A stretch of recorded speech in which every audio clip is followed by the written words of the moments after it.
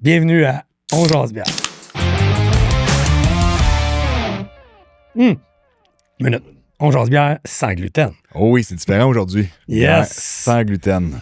Ouais. Et on a même mis... on s'est même affiché nos couleurs aujourd'hui. Ouais, hein? avec nos chandails sans gluten. Ben écoute, ça vaut la peine d'en parler. C'est quand même une immense tendance qui est en train de se passer présentement. Ouais. Je dis pas une révolution, mais on parlait de tendance de consommateur. On aime ça parler de ça. Puis ça, c'en est vraiment une qui est en train de, je pense, nous rendre un peu, ça nous surprend, je dirais. Ouais, on savait qu'il y avait une tendance pour le sans-alcool. On en parle un peu partout, là, mais le sans-gluten aussi. Il se passe quelque chose. Il se passe quelque chose là-dedans. Puis nous autres, on est dans le sans-gluten depuis le mois de janvier dernier là, qu'on a commencé là, vraiment tranquillement. Tranquillement. Fait que ça va faire un an là, qu'on a trempé l'orteil dans l'eau du sans-gluten. Plus actif depuis juin, mettons, là, dans le marché. Mais c'est quand même un énorme changement pour nous. Ben oui. Puis, justement, j'avais hâte qu'on en parle. Oui. J'avais hâte qu'on en parle. T'as bien des affaires à dire? Ben oui, mais en partant, j'ai entendu beaucoup de gens dire « Ah, ben c'est bien, vous avez été super opportunistes. Vous avez parce qu'il y a la défunte compagnie, pour l'instant, en tout cas, Glutenberg, qui s'est retirée du marché. Puis, on s'est fait dire beaucoup, vous avez été opportunistes. Puis...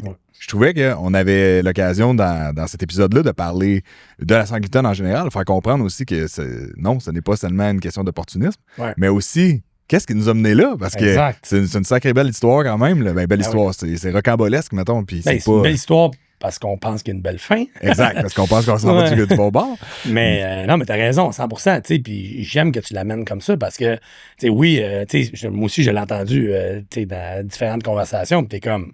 T'as peu, là. Moi, j'avais un malaise. Non, vraiment. T'as peu, c'est pas vraiment comme ça. Fait que, tu sais, moi, Max, je te dirais que ça a commencé vraiment, 2023, comme tu sais, c'était une année où on était en croissance, ça allait bien.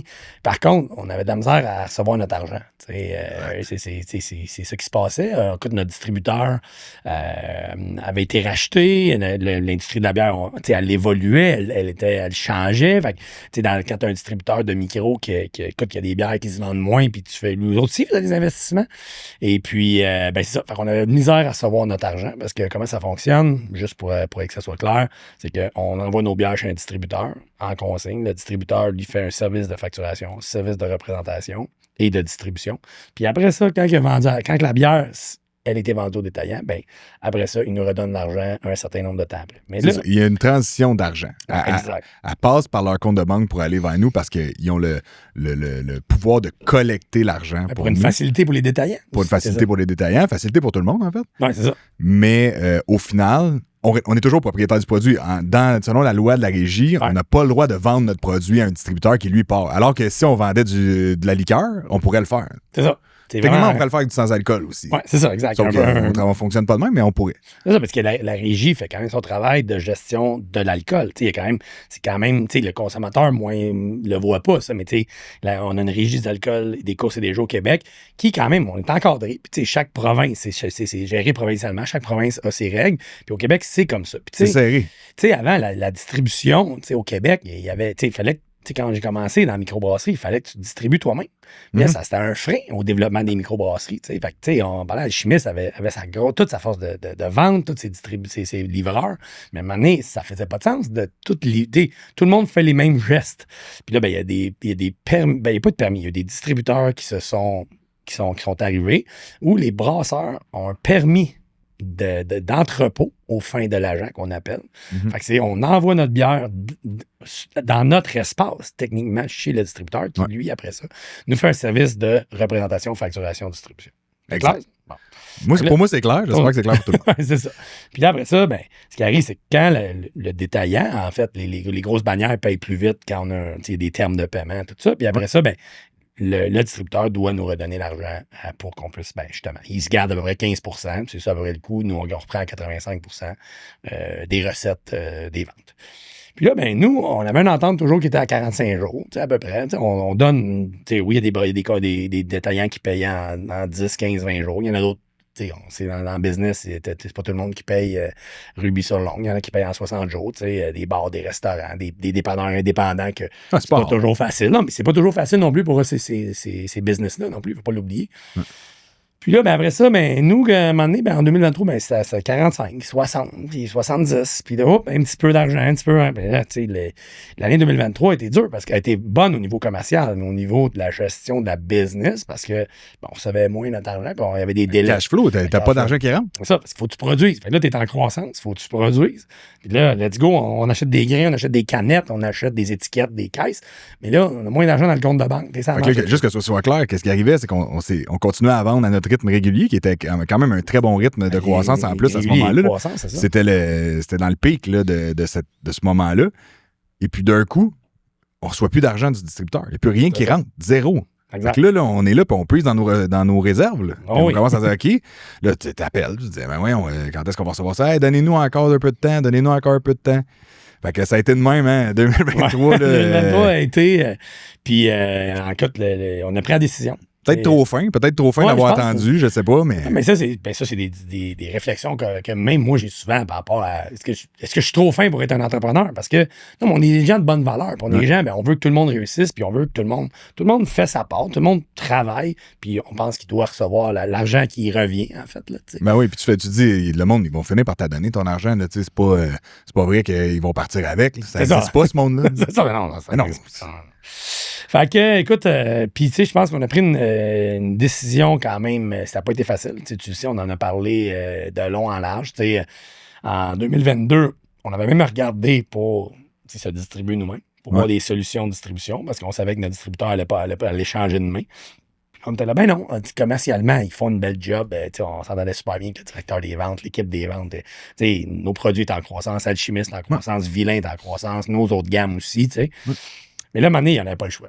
Parce que c'était notre survie qui en dépendait, notre survie financière, notre survie mentale aussi. On s'entend que c'est dur. Là, quand c'est tellement, en anglais, un mindfuck. Tu es en croissance. Puis là, tout le monde est motivé dans les troupes, dans la brasserie. Puis là, après ça, tu as nos représentants, nos ambassadeurs. Puis là, après ça, tu es comme, on ne peut pas commander de boîte. On peut pas commander d'étiquette. Mais là, voyons, non, le directeur d'usine, tu te rappelles, il nous regardait. Non. Fait qu'à un moment donné, il a fallu mettre nos culottes, puis il a fallu donner des vrais gens d'affaires. Puis il a fallu prendre la décision de quitter. Puis on est quitté le 8 novembre 2023, on a quitté parce qu'on savait qu'on n'allait jamais recevoir, puis ça allait continuer. Combien d'argent on laissait sur la table en partant? Parce qu'il faut comprendre pourquoi la décision. D'abord, mes gars sont squeezés juste à y penser. C'est ça. Fait qu'on a laissé 1,2 million. 1 204 000 sur la table. Aïe. Puis, mais tu sais, quand au mois d'août, si tu te rappelles, on avait une discussion avec d'autres partenaires de distribution potentiels, puis on était rendu à 800.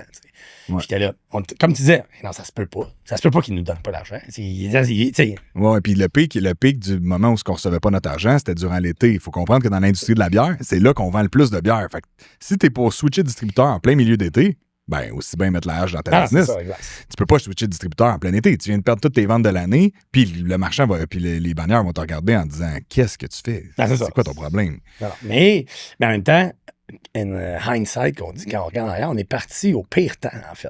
Ouais. Parce qu'on pensait que c'était l'été le pire temps, mais le pire temps, c'était le mois de novembre. Ouais. Parce que, encore une fois, on a changé de distributeur en novembre 2023. Fait que je change de distributeur début d'année. Tout novembre, décembre, les ventes sont quasiment toutes faites. Tu arrives au mois de janvier, les tablettes sont pleines. Déjà, à l'habitude, là, je te parle pas de janvier 2024, mais tous les plans sont déjà organisés. Les grosses bannières, là, ils travaillent à 6 mois, à 9 mois. En septembre, tu as présenté ton plan pour la prochaine année, techniquement. Nous autres, à la place, on essayait de courir après notre argent, puis on présentait pas à personne, puis on quittait notre distributeur. C'est catastrophe. Mais c'est triste en même temps. Moi, c'est qu'on est encore là. C'est ça. Écoute, on est persévérant. Faut croire. Mais tu sais, puis c'est ça des histoires d'affaires. Pour vrai, ça a été, écoute, tu sais, on a eu des moments très sombres, là, de dire, 1,2 million, peu importe la grosseur de ta business, 1,2 million dans ton cash flow que tu n'as pas. Fait que là, après ça, c'est qu'est-ce qu'on fait? Qu'est-ce qu'on fait? Puis en plus, 2024, la pire année de ma carrière dans l'industrie de la bière. 100%. Une année de décroissance. On a déjà parlé de bulle de la pandémie, etc. Mais là, c'était rendu... Écoute, Là, les épiceries sont comme... Là, le consommateur peut rendez-vous. Le consommateur, ses hypothèques sont en train de se renouveler. Encore... L'inflation dans le tapis. Le brocoli, c'était déjà le double, c'est rendu le quadruple. Tu sais, il y a eu des hausses de prix par produit. Ça n'avait pas de bon sens, mais là, de tout. Ouais. Puis là, après ça, ben, avec le consommateur, là, on s'entend que la bière de microbrasserie, c'est un produit de luxe, entre guillemets. Ben oui. C'est une récompense. Tu payes 3, 4, 5 piastres la canette. Ben, encore une fois, puis tu es en bois 4, 5 un vendredi soir. C'est une récompense que tu te fais après ta semaine de travail. T'sais. Fait que là, on part de 400 produits par magasin. Là, les épiceries sont comme, oups, là, ça se vend plus. Fait que là, les épiceries ont dit. Puis eux autres aussi sont serrés. Oui, si le consommateur n'est pas au rendez-vous, eux autres aussi n'ont pas le même cash flow qu'il y avait. Là. On rentrait dans les IGA, là, puis il y avait bien moins de monde. Là, on se disait que le consommateur allait moins dans les épiceries parce que, justement, il y avait beaucoup d'incertitudes aussi, ce que ça fait dans le comportement du consommateur. Et là, au-delà de ça, fait que là, nous, on se dit, qu'est-ce qu'on fait? Si je te dis, on a cogné à des portes, là, puis on était comme. On s'est regardé, on a dit, on a une super belle usine, je pense qu'il faut l'optimiser. On s'est dit, on roule à quoi? À 25-30 là, rendu là. T'sais. Ah, c'était quelque chose. Là. Quand on dit qu'on a regardé l'abysse, là, à un moment donné, là, on se disait, on met ça la clé dans la porte, tu finis, cette belle aventure-là, puis on l'a-tu fait? Est-ce qu'on a amené Alchimiste, on l'a ramené dans le top 10 des microbrasseries au Québec, alors qu'il était au fond de la cale? C'est ça. Puis là, d'un coup, c'est la fin. Puis c'était ça, c'était une belle aventure. C'est ça, puis tu sais, c'était pas un plan quinquennal, là, pour emprunter des termes de sport, mais on a fait 5 ans, on avait fait 5 ans à ce moment-là, puis on s'est dit, tu sais, vraiment, on s'est regardé, puis je te rappelle, je t'ai dit, OK, Max, je pense on pense à te donner les clés à la banque. Et là, t'es comme, mais il y avait un côté de nous autres, tu sais, pas qu'on se convainquait en même temps, mais tu sais, on t'a dit, ça peut pas faire ça, on peut pas laisser aller tout ce qu'on a bâti. Surtout avec l'équipe qu'on a. Il faut comprendre, là, l'équipe qu'on a est extraordinaire. Notre brasseur en chef, notre responsable de la qualité, notre directeur d'usine, sans compter de tout le staff là, qui travaille à pied d'œuvre à tous les jours. Mais c'est une équipe qui est capable de se retrousser les manches puis de faire arriver les affaires. Mais à un moment donné, juste de travailler fort, rendu là, c'était plus assez. Il manque 1,2 million dans le compte. L'industrie est en baisse. Tu vends plus une maudite canette, ben t'en vends, mais t'es plus au même niveau que c'était. Puis là, ben il faut que tu fasses rouler ton usine là, qui a beaucoup de capacité. Fait que la solution, c'est pas juste de travailler fort. Il fallait commencer à travailler intelligemment. Mais tu sais, juste, tu parles de l'équipe. Je sais pas si tu te rappelles au party de Noël de 2023. On a fait de la présentation devant l'équipe. Puis là, j'ai dit à l'équipe, là, vous comprenez qu'on a perdu 1,2 million. Là. Personne ne va avoir d'augmentation de salaire. J'en parle, c'était, tu te rappelles, ça pleurait dans la salle. On était, puis là, le monde a regardé, tu te rappelles, non, on va le faire ensemble. Ça a été un cri du cœur.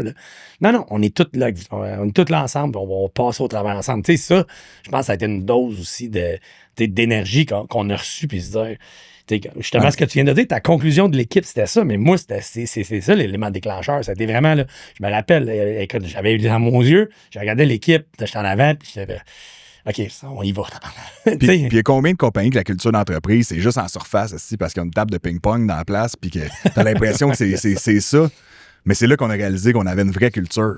On avait fait une culture alchimiste, puis que, tu sais, de voir le regard du monde qui a dit, nous autres, on s'en va pas nulle part. Là. On va passer au travers. Puis on a demandé à tout le monde de trouver où est-ce qu'on peut couper dans les opérations, où est-ce qu'on perd du temps, tout le monde y a mis du sien. Ah ouais, vraiment. Mais même ça, mettons, ça n'aurait pas été assez pour passer au travers. Non. C'est ça le prix. Puis tu sais, t'as 100% raison. Puis là, mais tu te rappelles, là, genre, des conversations qu'on a eues avec différentes personnes de l'industrie, puis on était comme, qu'est-ce qu'on est capable de faire? Ouais. Parce qu'on parlait à plein de gens, puis là, on retourne notre équipe de qualité, puis notre brasseur en chef, puis Martin, notre directeur d'usine. OK, qu'est-ce que notre usine est capable de faire? Parce qu'on avait des propositions de faire du soda, de faire du kombucha, de faire des bonbons. C'est ce qu'on a fait des pitchs pour rien. On a fait un peu. On est pas. Mais tu sais, oui, on pêchait pas à dynamite, mais pas loin, là, mais on lançait pour espérer pogner le target. Puis, je sais pas si tu te rappelles, PA, notre brasseur en chef, est allé en congé parental 3 mois. La bonne nouvelle, c'est qu'il y a eu quelques congés parentaux, dont 3 cette année-là. Ben, ça fallait gérer notre masse salariale aussi. On n'avait pas besoin de faire des mises à pied temporaires, tout ça. Puis là, PA, on avait notre équipe de base, elle s'était quand même débrouillée pendant son absence. Puis il est revenu, puis on lui a dit, PA, t'es plus brasseur, tu t'occupes de la brasse. Non, tu vas t'occuper de la recherche et développement. Mm-hmm. Là, on veut savoir ce qu'on est capable de faire. Exact. Fait que ça, c'est arrivé, là, mars, avril 24, là. C'est pas arrivé. Puis là, let's go. pense qu'il faut on est-tu capable de faire du sans-alcool? Puis on est-tu capable de faire du sans gluten? Parce que, à la base, on est une brasserie. C'est bien beau de dire qu'on veut faire du soda puis qu'on veut, qu'on veut diversifier notre portefeuille, mais ça reste que, oui, notre brasserie, elle est complète, elle a plein d'équipements, mais en même temps, c'est à ses limites. On n'est pas... Pas une vraie usine de breuvage. C'est ça, exact. C'est ça. On n'est pas un embouteilleur qui fait... c'est pas ça qu'on est. Oui, on est une plus grosse usine que la majorité des brasseries au Québec, mais en même temps, on n'est pas encore... On n'est pas un embouteilleur de 300 000 pieds carrés. Là. On a 23 000 pieds carrés de surface d'usine, qui est une belle grosseur. Mais à un moment donné, il faut savoir ce qu'on est capable de faire et pas faire. Ouais. Puis, écoute, tu sais, j'en parle souvent quand je fais mes chroniques à radio, quand je fais, j'avais des conversations que j'ai. La fierté que j'ai avec notre équipe de dire, hey, on était capable, fou là, t'es capable de développer l'expertise de faire du sans-alcool mais qui est encore plus magnifique de faire du sans gluten à même notre brasserie de Joliette. Ben, je lisais l'histoire de SpaceX, puis de Elon Musk, puis pourquoi ils ont été capables de développer ce qu'ils ont développé aussi rapidement, c'est parce qu'ils ont aussi été un peu cowboys. Il a fallu qu'ils se disent... C'est qu'on était cowboys? Ben, ils n'ont pas eu le choix de dire, OK, ce que les gens font en 5 ans, on va le faire en 1 an. Ah ouais. Puis nous autres, c'est que tout le monde s'est mis là, à travailler fort, là, puis à dire, OK, là, on a un plan. Là. On va faire du sans-alcool, puis on va faire du sans gluten. Il y a des opportunités de marché. On faisait déjà du sans-alcool, on avait dans le marché, on le faisait à l'externe.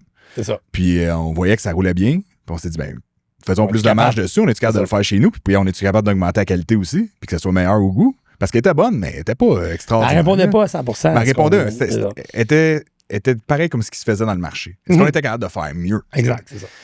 Puis c'est là que l'expertise de notre équipe est rentrée en jeu, puis la culture d'entreprise aussi, là, de voir la vitesse que ça s'est développé. Puis peut-être qu'on a eu un peu de chance là-dedans, il y a tout le temps un peu de chance, mais on a réussi à faire ça rapidement, puis avec des processus tight, la bière stable, assez vite. Ouais. Puis l'affaire qui est arrivée, le sans-alcool, oui, mais le sans gluten. Fait que là, on peut se dire, là, on était là, d'un coup, il nous manque 1,2 million. Le distributeur avec qui on faisait affaire était aussi propriétaire de la bière du leader de la bière sans gluten au Québec, Glutenberg. Ouais. Puis là, on voyait que, on savait bien, ils nous payaient pas. Fait qu'il y a des affaires qui marchaient pas chez eux, c'est sûr. Là. Il n'y a pas une business qui va bien, qui paye personne. Là, c'est ça. Donc, on s'est dit, mais je pense pas que c'est pour ça. Tu sais, pour vrai, au-delà de ça, je pense que c'est plus les tendances de marché. Tu sais, que Glutenberg soit là ou non, pour vrai. Tu sais, c'est pas... Non, mais ça nous a ouvert l'esprit sur, ce côté-là, ça s'est fait tranquillement. On s'est dit au début, OK, ils vont peut-être être moins là. Y a-t-il une opportunité? Puis après ça, quand on s'est mis à étudier ça comme il faut, parce que c'est ça qui arrive, mettons PA, là, quand il part sur quelque chose, tu sais, comme moi, là, il part pas un peu. On s'est tout mis à lire des livres là, sur le sans gluten. Il a mis des passages surlignés, puis Max, on n'avance pas le projet tant que t'as pas lu ça. Mais ça n'a pas été une affaire d'opportunité, ça a été une affaire qu'on est aussi tombé en amour avec le projet. Parce que... Oui, mais parce qu'on voit les tendances de marché. Ben oui. Encore une fois, tu sais, combien de fois on a rendu... Mon sans-alcool fait ça, mon sans-gluten fait ça, ma bière régulière fait ça. On l'entend de plein de marchands partout au Québec quand on va dans le marché. Fait, mais, comme je te dis, puis en plus, l'autre affaire importante, c'est que PA a déjà travaillé pour l'ancien Glutenberg. Fait quand même une expertise. Et PO, Pierre-Olivier, un autre de nos brasseurs. Fait, on a 2 brasseurs qui ont de l'expérience, qui avaient de l'expérience de travailler avec du sans-gluten, parce que c'est pas simple. C'est pas simple de gérer une usine comme ça. Mais moi, je pense que puis je veux te ramener à ce qui s'est passé parce que c'est arrivé après pour moi, pas la débâcle, mais les problèmes de Glutenberg. Mais nous autres, on est lancé au mois de décembre. Mais tu sais, le processus est entamé depuis le mois de mars, avril. Fait que là, on a réussi. Puis là, mais tu sais, tu dis, on était cowboy. Oui, parce que des grandes brasseries ou des grandes multinationales, ça les prend 2 à 3 ans, 4 ans. C'est ça, je le comprends. Puis, mais nous, une compagnie de notre grosseur, assez petit, assez gros pour faire du volume, mais assez petit pour être agile et flexible et pouvoir se revirer de bord. Ben oui, puis on a pris la décision. Mais tu sais, moi, j'ai une phrase que j'ai adorée de Charlotte, quand j'ai dit, tu sais, Charlotte, tu sais, qu'on a une brasse qui tout ferme, là, tu sais. Nous, on connaît ça, mais on n'est pas des experts de qualité, de gestion des matières premières, puis tout ça, tu sais, des processus. et des procédés. Mais elle a dit, j'ai plus peur que notre bière soit plus que 0,5 dans une bière sans alcool. Dans une bière sans alcool que d'avoir du gluten dans nos bières. Pour vrai, à ce moment-là. Puis je dis pas que, OK, c'est slam dunk, puis on s'en occupe plus. Mais pour moi, j'étais rassuré. Puis j'étais comme, OK, ben let's go, on paye sur le gaz. Ouais, c'est ça. Puis aussi, c'est que on l'a fait réellement avec amour. Là, quand on est tombé dans la compréhension de c'est quoi vivre avec une alimentation sans gluten, puis d'être cœliaque. Vraiment. Au début, puis pour vrai, là, en toute transparence, moi, quand j'entendais parler de quelqu'un qui était intolérant au gluten, là, j'étais comme... Comment? Vraiment? T'es-tu vraiment intolérant au gluten? T'as-tu besoin d'attention tant que ça? Non. Mais finalement, je commence à aller là-dessus, puis je suis comme, OK, non, c'est de l'irritation, là, jour après jour, là, quand tu t'en rends pas compte, puis tu consommes du gluten, puis c'est des risques de cancer élevés, là. Oh, vraiment. C'est vraiment, c'est pas à prendre à légère, puis on le voit pas comme une allergie, parce que c'est pas comme les arachides, tu viens pas tout enfler, puis tu t'écroules sur le plancher. Mais non, mais c'est... c'est pain. Non, c'est ça. C'est tranquillement, puis à un moment donné, ça a un gros impact sur ta vie, puis tu t'en rends pas compte. Fait que quand je me suis mis à lire un peu plus grâce à PA qui nous avait donné de la lecture. Oui. J'ai fait, OK, mais il y a vraiment une opportunité dans le marché pour faire quelque chose de mieux. C'était plus juste de remplacer puis de prendre la place de Glutenberg. C'est que c'était... Non. C'était ça le driver. Ben exact. On est capable de faire quelque chose de meilleur sûrement grâce à notre expertise de bière qu'on a chez nous. Puis quand on a fait nos premiers tests puis qu'on a réalisé qu'on était capable... Ouais. On s'est dit, OK, là, on a quelque chose. Tu sais, puis juste pour compléter là-dessus, tu sais, les blogs, les pages Facebook de gens qui sont cœliaques nous disaient, tu sais, quand ils le disaient, oui, mais non. Tu sais, on n'y trouve pas notre compte. Fait que tu as des gens qui sont cœliaques, puis des gens qui ont de l'inflammation qui ont comme arrêté complètement de boire de la bière. Tu sais. Mais là, fait que nous, c'était vraiment ça. C'était le seul mandat. Tu sais, là, il faut que ça soit le plus proche possible. Puis si on se rappelle, on a dit, il faut que on s'en fout. Soyons capables de sortir ça. Puis après ça, on regardera le coup de revient. Oui, exact. Si exact. Est-ce que c'est une bonne ou mauvaise affaire? T'sais, des fois, la IPA qu'on a, on a bien de l'amour dedans. Une raison pourquoi elle est bonne de même. Oui, c'est ça, il y a bien de l'amour dedans.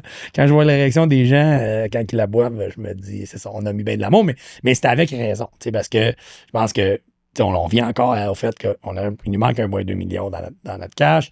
Écoute, est-ce qu'on est capable de se réinventer? Puis avant de rentrer des contrats, de brasses à contrats, de partenaires qui viennent brasser, puis on devient justement une usine d'embouteillage ou d'encanettage, appelez comme tu veux. T'sais, on est des gens de cœur. On est des gens qui aiment ça, faire ça, puis on est passionnés. Fait que, on n'est pas juste des producteurs. Non, fait que, c'était là, je pense. Puis dans notre culture, ça devient aussi, on est une brasserie complète, une micro-brasserie complète. On fait de tout, nous autres. On fait de la bière régulière, on fait de la bière sans alcool, puis on fait de la bière sans gluten. Ouais. On est, à ce que je sache, on est la seule micro-brasserie au Québec qui fait ces trois affaires-là chez eux. Ouais. Ben, à moins de... Vous nous écrivez dans les commentaires. Oui, c'est ça, si on se trompe. Là, et on fait de la sans gluten, sans alcool. En janvier, on est sorti, on était la seule dans le marché. Ouais, fait que... Mais non, mais tu sais, ce que je veux parler de ça, c'est... Fait que là, quand on a fait ça en 2024, on était prêt à attaquer 2025. Puis là, on se dit, OK. Puis là, c'est là que Glutenberg est sorti du marché, je pense en avril, à peu près avril, quand nous, on a commencé à avoir une production. Parce que quand je disais tantôt qu'on a mis notre petit orteil au mois de décembre, on a sorti 200 quelques caisses, là, puis ça a sorti comme ça. Si on se rappelle, puis on voulait absolument ça avant Noël. Mais la vraie production est arrivée au mois de mars. Puis on pensait pas que Glutenberg s'en allait nulle part. Parce qu'on se rappellera, Olivier Primo puis Prime Drink, il avait racheté ça. Ben oui. Puis là, d'un coup, là, c'était Glutenberg, là, ça allait être la grosse affaire. Olivier Primo faisait des stories avec les grosses palettes de Glutenberg en arrière de lui. Puis on était comme, OK, le marché, ils sont pas faciles. Ça s'est donné aux États-Unis, je pense, ces produits-là. Mais ça, ouais, mais c'est ça. Non, mais on pensait, ça, je te dis, moi, je pensais que ça s'en allait au Québec, mais non. Non, mais c'est pour ça que je te dis, on l'a fait pour nous. T'sais, moi, j'aime bien dire, oui, c'est facile à regarder autour, mais à un moment donné, c'est focus sur toi. Puis justement, le narratif, là, quand on a perdu de l'argent en 2024, on se faisait dire, hey, pas vous autres, puis la microbrasserie, c'est dur. Déjà que tu as dealé avec tes problèmes, là, tu te fais dire en plus à tous les jours, là, hey, c'est plate, à la microbrasserie. Il y en a un autre qui a fermé. Ouais, puis il s'en boit, moi, j'en bois plus. Moi, j'ai commencé à boire de la botte. Là, t'es comme. OK, mais là, tu sais, OK, mais merci de me motiver. Ah, c'est ça. Fait que c'est ça. Fait que, tu sais, c'était. Mais, tu sais, je dis, on a vraiment focusé. Quand tu as dit, on a donné une microbrasserie complète, on l'a fait parce que c'est ça qu'on voulait être. Exact. C'est ça la voie qu'on va prendre. Puis, moi, où je m'en viens, c'est 2025. Moi, là, on a commencé à parler aux consommateurs. Mm-hmm. Tu sais, puis à voir les réactions, puis à voir des réactions sur nos produits. Ouais. Tu sais, c'est ça qui est excitant, tu sais, comme le monde qui écrivait justement dans ces blogs-là, dans les pages Facebook, puis tout ça, là, que enfin, une bière qui répond à mes besoins, ça goûte la bière, la blonde extraordinaire, la IPA qu'on parlait tantôt. Ça, c'est encore plus motivant, tu sais. Ça a été énergisant. Là, puis encore aujourd'hui, moi, c'est ce qui me fascine le plus, là, c'est la réaction quand ils viennent nous parler. Le consommateur. Là. Avant, c'était « Ah, j'aboute ta bière. » Là, si c'est quelqu'un qui boit de la sans gluten, c'est « Hey, excuse-moi, je prends 2 secondes pour te dire merci. Merci d'avoir sorti ça. » Je suis comme, ben de rien. Ça fait plaisir pour moi. Ça fait plaisir, mais un vrai merci du fond du cœur de. Mais tu sais, tu te mets dans leur peau, là, ils vont à l'épicerie, là, dans toutes les allées de l'épicerie. Là. Ils ont peut-être un produit qui leur plaît, mais qui leur convient. Ouais. Puis des fois, mettons quelques produits qui leur conviennent, puis un qui leur plaît. Puis ça doit pas tout le temps être 100% plaisant, là, tu sais. C'est ça. Parce qu'on s'entend, le gluten, ça joue beaucoup dans la texture, là. Ouais. Puis là, tu te retrouves dans la bière, puis tu as un compromis de bière pendant des années, tu sais. Puis là, d'un coup, tu te retrouves avec une bière qui goûte la bière. Mais, tu sais, Max, qu'est-ce qui fait... C'est quoi sans gluten, mettons, là, pour quelqu'un qui sait pas ça? Qu'est-ce qui fait qu'il y a du gluten et qu'il n'y a pas de gluten? Qu'est-ce qui fait qu'il y a du gluten et qu'il n'y a pas de gluten? Dans la bière? Oui, non, mais parce que, tu sais, moi, je me l'ai fait poser cette question-là. Tu sais, pour vrai, tu sais, il y en a... Parce que si tu n'es pas cœliaque et tu n'as pas d'inflammation... Ah, j'avoue, tu y penses pas. Tu y penses pas. Puis là, la bière sans gluten, il y a moins de quelque chose. Mm-hmm. J'en veux pas. Il faut pas oublier là, que le consommateur moyen, le consommateur en général, pas moyen, on est plus passionné de certaines catégories de produits. Ouais. Je parle pas juste dans l'alimentation, là, dans n'importe quoi. Toi, t'aimes mieux les chars, l'autre aime mieux les bateaux, l'autre aime mieux, tu sais. Mais c'est ça, il y en a... Là, toi, tu veux juste de la bière. Ben, tu bois de la bière, puis tu bois de la blonde, puis de la blonde de soif, tu sais, mais là, tu vois ça sans gluten. C'est ça. Fait que, tu sais, moi, je l'explique, là, je dis, ben, c'est de l'orge. Parce que là, tu sais, même les gens, quand tu dis du malt, là, ben, ouais, c'est ça, le malt qui donne le goût. Tu sais, c'est des gens, parce que, puis je les comprends. T'as pas d'énergie, ça t'intéresse pas. Tu veux juste ta goutte bon. Comme dis, moi, je bois un Bordeaux, je bois un... Je lis pas le guide de l'auto, là. Je m'en fous, là. Ça peut me rendre au point A, au point B, oui. T'as pas besoin dans ta famille, t'as quelqu'un qui est passionné d'auto. Exact. Moi, de mon côté, je suis correct de ce côté-là. C'est ça. Moi aussi. mais tu sais, c'est l'orge, en fait, qui est remplacé par... Nous, on a mis du millet et du sarrasin. Exact. Mais c'est vraiment important parce qu'on n'a pas mis de sirop, on n'a pas mis de... Du riz aussi, par moment. Oui, c'est ça, du riz dans l'IPA, d'ailleurs. Ouais. Mais tu sais, je voulais juste le dire parce que, tu sais, c'est comme... c'est quoi, là, on parle de sans gluten? Qu'est-ce qui a changé dans parce que, tu sais, on s'entend que la bière, à la base, ben c'est de l'orge, qui est un grain qui a été cuit, là, malté, en fait. Là. Ouais. Puis après ça, qui a été mis avec de l'eau. Puis après ça, on a rajouté du houblon qui fait l'amertume. Mais tu sais, c'est vraiment au début... Dans les ingrédients qui est changé. C'est le grain, en fait, qui change. Puis, tu te rappelleras, on n'avait pas mis les ingrédients sur le packaging au début, puis on s'allait fait dire bien assez vite qu'on l'a mis sur le site web, c'est tout. Puis après ça, il a fallu changer le packaging pour ajouter l'ingrédient, mais on a bougé vite. C'est ça. On l'a mis, lequel packaging? Le wrap comme ça? Le wrap comme la boîte? C'est ça. Non, mais tu vois, ça, c'est fou, là. Tu sais, comme quand on est arrivé au mois de mai, tu sais, on était... Là, on pensait, tu sais, comme on a lancé des produits, là, on en a déjà fait dans notre vie, là. Ouais. On a lancé je sais pas combien de produits, toi puis moi ensemble. Ouais. Là, on est comme, OK, on va faire une première batch, 2 batchs, après ça, tu load in, le consommateur, il goûte après ça. Mais là, ça allait vite, là. Ouais, là, c'est la première fois qu'on vivait ça, là. Puis là, on est début de l'été, puis là, les cuves sont pleines de bière, puis là, il n'y en a plus de packaging. Exact. Plus de wrap. Non, mais c'est fou. Tu sais, un petit détail. Tu sais, les gens, je me rappelle, les Italiens nous appelaient puis nous criaient après. Mais là, vous n'avez plus. Mais là, c'est parce qu'on n'a plus de boîte. Les tanks sont pleines de bière, là. C'est juste parce que tu te rappelles le fournisseur qui avait dit mon gars, j'ai un gars qui est tombé malade sur ma ligne de montage, fait que vous n'aurez pas vos boîtes avant la semaine prochaine. On vient de perdre 50 000 $. Ouais, c'est ça. Mais, c'est fou qu'un gars, on oublie ça dans une chaîne d'approvisionnement pour se rendre jusqu'à la tablette et le consommateur. Puis là, nous, on était comme, les cuves sont pleines. Ouais, si tu laisses de l'argent sur la table. Ouais, c'est ça. Mais ça a été ça. Puis je pense que où je veux en aller, c'est l'évolution au fil des discussions avec les consommateurs, puis la compréhension que moi j'ai eue, en fait, de dire, il y a le cœliaque, il y a les gens qui font de l'inflammation, c'est-à-dire qui ont un peu d'inconfort, c'est-à-dire où je suis ballonné, comme dirait communément des gens. Mm-hmm. Et j'ai entendu dernièrement, Max, je surveille ma consommation de gluten. C'est fou, ça. Ça m'a fasciné. Jamais, quand j'ai commencé il y a 28 ans, là, qu'elle m'a fait dire que je surveille mon gluten, jamais entendu ça. Puis là, c'est comme, mais plusieurs fois. Ouais. Fait que là, c'est comme, hey, je suis curieux, je vais y goûter. Je vais y goûter. Hey, c'est bon. Fait qu'il y a vraiment. Ça surprend. Ça goûte vraiment la bière normale. Ouais.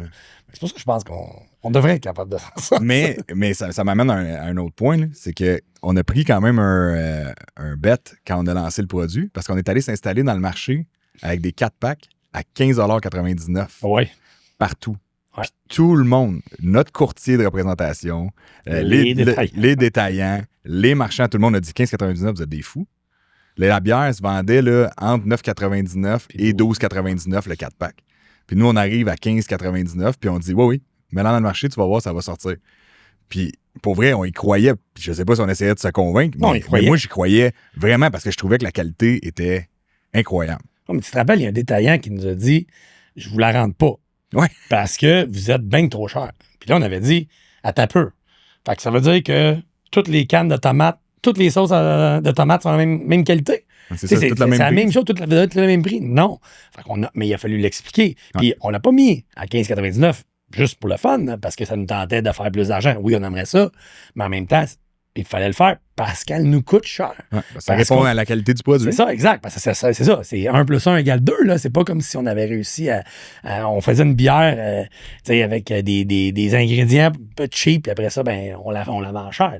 On veut faire, comme tu as dit, un produit de qualité, puis 100% à grain. Je reviens à ça parce que pour vrai, c'est important. Moi, on goûte d'autres choses dans le marché, puis des fois, je suis comme, c'est ça. Ça goûte la liqueur, le soda des fois, parce que tu sens qu'il n'y a pas une. Fait que, tu sais, c'est pour ça que moi, je suis le gars le plus optimiste pour la suite, en fait, parce que. Puis, tu sais, oui, il y a moins de joueurs dans le sans gluten. T'sais, on s'entend qu'il y a 2 autres joueurs qui sont là-dedans parce que c'est pas facile à faire. Puis, est-ce qu'il va y en avoir d'autres dans le marché? Ben, ça se peut. Ça se peut. Puis, il n'y a aucun problème avec ça. Tu sais, dans le sans-alcool, il y en a quand même plusieurs qui ont réussi à le faire ici au Québec. Oui, ils la font en sous-traitance en Ontario, puis il n'y a pas de problème avec ça. Tu sais, je veux dire, l'important, c'est d'avoir des produits, puis donner des options aux consommateurs sans gluten, là, tant mieux. Là. Exact. Quand t'es pogné avec juste une affaire, même si notre bière est bonne, des fois, peut-être ça te tente de boire d'autres choses. T'as le droit. Non, c'est ça, exactement. Puis, tu sais, mais là, c'est sûr que là, présentement, au moins, on est capable. Tu sais, puis le marché, on entend que le segment, on a comme la micro, mettons, ou la sans-alcool encore. Là, la consommation totale de bière sans gluten, elle n'est pas encore dramatique. C'est un marché niche, là, quand même. C'est ça, exact. Faut pas l'oublier. C'est juste que là, on est 3 dedans. C'est pour ça que nous, ça fait qu'on en produit plus. Mais, tu sais, moi, j'aime ça voir les tendances, puis toi aussi, tu sais. Puis, tu sais, la tendance qui me fascine, c'est sans gluten, sans alcool. Le nombre, je parlais tantôt de monde, monsieur, madame, tout le monde qui s'en fout un peu de sans gluten, mais là, c'est comme, là, c'est de l'eau. Ouais, c'est ça. Non, mais alors que non. Puis, mais tu sais, moi, je dis, ce consommateur-là, il a abandonné de boire de la bière. Tu veux pas d'alcool, puis le gluten t'a fait quelque chose. Fait que puis tu penses pas que ça existe non plus. Ah non, c'est ça. Pensez, on a commencé à travailler ensemble en quoi, 2011? 2012, je pense. 2012? Imagine là, qu'on reparle à Paul puis Max de ce temps-là pour leur dire maintenant, vous allez vendre de la bière sans gluten, sans alcool. Non. Je t'aurais dit à Joliette. À Joliette en plus. Je t'aurais dit, je pense que t'es pas dans la bonne vie. Non, c'est ça. D'après moi, t'es mélangé. Là. T'en as vu une de trop. Là. C'est ça. Mais c'est ça. Pour revenir au 15,99, par contre, quand j'ai vu qu'on avait raison puis que le consommateur le prenait, là, j'étais tellement content qu'on se soit écouté. Là. Parce que, puis ça, c'est peut-être une belle leçon de business aussi, là, de charger le prix que tu devrais charger. Tu arrives avec un produit de qualité, ben charge le prix que tu devrais charger. Baisse pas tes culottes pour essayer de dire je vais aller chercher plus de volume. Si tu sens que dans ton marché, tu arrives avec un produit de meilleure qualité, ben ça se paye. T'es mieux de faire tes marges puis d'être en santé que. C'est exactement ça, je m'en ai dit. Il faut. Parce que sinon, c'est bien beau vendre puis en disant qu'un jour, tu vas faire, en faisant bien du volume, que tu vas y arriver, mais c'est un gros leap of faith que tu prends. Puis oui, est-ce que en théorie, On fait moins de marge malgré tout sur la 5 gluten? Oui. Sûrement. Mais c'était la directive qu'on avait donnée à notre équipe, si tu te rappelles. On leur a dit, faites-nous un produit de qualité. On y croit. Tu sais, un peu comme il y a 5 ans, quand j'ai racheté Alchimiste, on est arrivé, on a dit, on va refaire, on va les mettre comme ça, on va changer les recettes, tout ça. On s'est dit, non, on s'en va là. On a un plan. On s'est fait un petit plan quinquennal. C'est ça. Mais on s'est fait un autre plan, puis en se disant, on s'en va là. Puis après ça, oui, on s'améliorera dans la brasserie, c'est-à-dire parce que, en fait, c'est ça la business. Là, quand tu es un manufacturier, tu es toujours en amélioration continue de toute façon. Fait que c'est vraiment de la mettre dans le marché, puis après ça, on verra ça. On verra, mais on travaille à réduire nos coûts. C'est ça, exact. Puis le consommateur est au rendez-vous. Puis là, pour boucler la boucle sur l'aventure, c'est qu'il reste qu'on n'a pas récupéré le 1,2 million. Non. Toujours pas. Toujours pas. Toujours pas récupéré. J'aimerais ça, par exemple. Ça serait pas pire. 1,2 million, ça se prendrait dans le cash flow, là. Ouais, donc. Fait que c'est sûr que ça ferait une grosse différence, mais en attendant, on l'a pas. Fait qu'il faut continuer d'être inventif puis de s'améliorer, mais c'est surtout de voir que là, ça paye d'avoir fait ces moves d'innovation-là, puis de pas s'être assis sur nos mains pendant que c'était difficile, puis dire, c'est la fin, puis on peut pas rien faire. C'est comme ça, on a perdu 1,2, puis on met la clé dans la porte. On a trouvé une façon d'innover qui fait qu'aujourd'hui, on est en santé. C'est ça, mais tu sais, puis t'as 100% raison, puis tu sais, moi, je suis un gars positif, tu sais, puis la bonne nouvelle là-dedans, c'est. Mais tu sais, fait que la bonne nouvelle là-dedans, c'est que, tu sais, pendant la pandémie, pendant qu'on en vendait plein, il y avait bien du gras. Mais là, qu'est-ce que ça fait? On vient encore à notre équipe en décembre 23 qui nous ont dit on est ensemble, puis let's go. Mais c'est encore vrai aujourd'hui, 2 ans après, que, OK, tu sais, on est en amélioration continue aussi pas juste dans la fabrication, mais dans la gestion de l'usine au complet, en vente, en marketing, en distribution. On essaie toujours de trouver des façons d'économiser de l'argent ou de mieux travailler, en fait. C'est pas parce qu'on coupe pas les coins ronds. On est dans l'optimisation tout le temps. Comment on peut maximiser chaque dollar.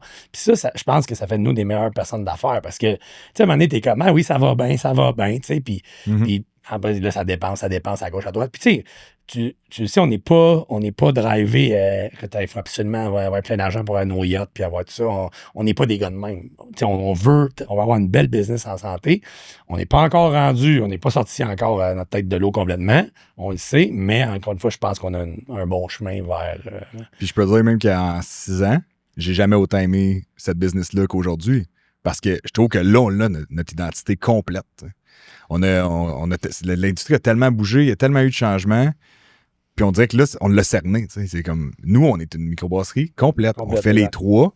Puis Alchimiste, c'est ces 3-là.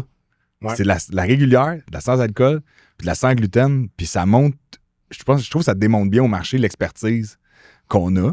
Puis l'expertise de notre équipe. Puis je reviens au speech de quand toute l'équipe t'a dit, mais nous autres, on s'en va pas nulle part, puis on va se battre jusqu'au bout. Mais ça le montre que c'était vrai. C'est un rappel quotidien de l'équipe l'a fait. T'sais. Exact. C'est pas juste une affaire de tout et moi. L'équipe a travaillé là-dessus. Hey, ça s'est donné là, cet été pour fournir le marché. Là, c'était pas facile. Là. Exact. Puis c'est un beau reminder quotidien qu'on s'est trouvé là-dedans, puis que notre équipe était au rendez-vous, puis que pour la suite, ça peut juste être du positif tant qu'à moi. Là, t'sais. I'll drink to that. Sur ça. Sur ça. Cheers. Cheers, Max.